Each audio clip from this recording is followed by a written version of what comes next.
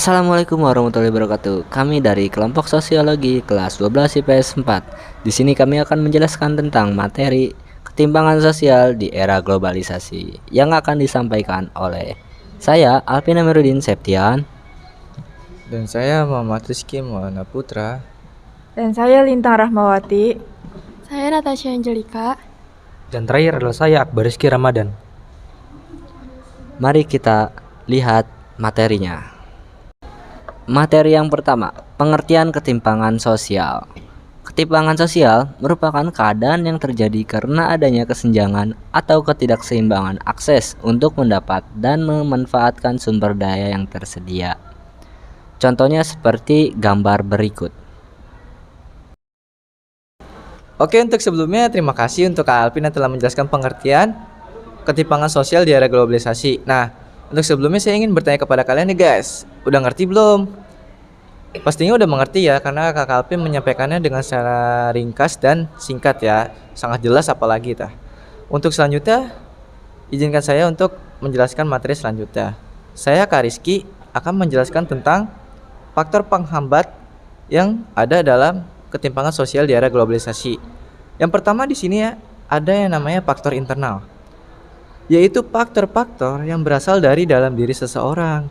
Rendahnya kualitas sumber daya manusia disebabkan oleh tingkat pendidikan atau keterampilan ataupun kesehatan yang rendah, serta adanya hambatan budaya.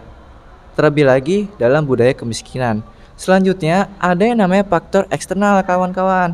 Nah, kalian tahu nggak? Di sini saya akan menjelaskan lebih detail. Yaitu faktor-faktor yang berasal dari luar kemampuan seseorang.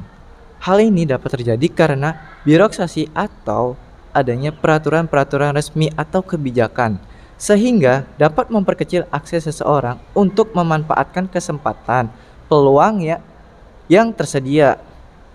Dengan kata lain, ketimpangan sosial tersebut diakibatkan oleh hambatan-hambatan atau tekanan-tekanan struktural. Hal tersebut merupakan salah satu penyebab munculnya kemiskinan struktural.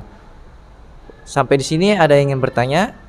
Pasti yang ngerti lah ya, karena materinya sangat mudah. Untuk selanjutnya akan disampaikan oleh Kak Lintang nih. Sebelumnya terima kasih buat Kak Alvin dan Kak Rizky yang telah menjelaskan materi sebelumnya. Selanjutnya perkenalkan saya Kak Lintang ingin menjelaskan tentang ketimpangan sosial dalam pendidikan. Menurut Rondal Collins, The Critical Social and Historical Sociology of Education and Stratification mengumumkan bahwa justru pendidikan formal merupakan awal dari proses stratifikasi sosial itu sendiri. Di Indonesia ini didukung oleh adanya pola perjalanan sekolah anak yang berbeda dari kalangan keluarga mampu dan miskin. Contohnya 1. Lingkungan sekolah yang tidak berkualitas. Yang kedua, kurangnya kesempatan memperoleh pendidikan yang berkualitas. Yang ketiga, kualitas lulusan yang kurang memadai. Yang keempat, fasilitas pendidikan yang tidak sama. Macam-macam ketimpangan sosial dalam pendidikan, upaya mengatasi ketimpangan dan peningkatan mutu pendidikan. Selanjutnya akan dibacakan oleh Kak Natasha. Oke, terima kasih kepada Kak Lintang atas penjelasannya. Di sini saya Kak Natasha akan membacakan materi tentang ketimpangan sosial sebagai akibat perubahan sosial di tengah globalisasi. Ketimpangan yang terjadi di tengah-tengah masyarakat adalah disebabkan oleh adanya perbedaan yang mencolok antara si kaya dan si miskin atau si pintar dan si bodoh. Perbedaan ini kelihatannya sangat mencolok dan menimbulkan masalah dalam penanganannya. Oke, terima kasih kepada Natasha. Di sini kemudian saya Kak Akbar akan menjelaskan tentang dampak-dampak ketimpangan sosial. Oke, meskipun ketimpangan sosial sudah ada sejak dulu dan masih eksis sampai sekarang, bukan berarti kondisi ini hanya bisa dimaklumi dan dibiarkan begitu saja.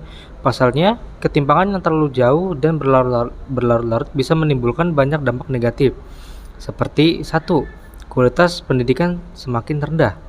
Dampak pertama dari ketimpangan dalam kehidupan sosial adalah menurunnya kualitas pendidikan, di mana jumlah masyarakat yang berpendidikan rendah akan terus bertambah dan hal itu bisa memberi dampak yang lebih luas lagi. 2. Meningkatnya angka kriminalitas. Ketimpangan sosial bisa memicu peningkatan angka kriminalitas. Pada saat di suatu lingkungan ada yang sangat kaya raya karena berpendidikan tinggi atau punya keturunan darah biru. ketimpangan tidak hanya disebabkan faktor ekonomi saja, namun juga faktor lain sesuai penjelasan sebelumnya.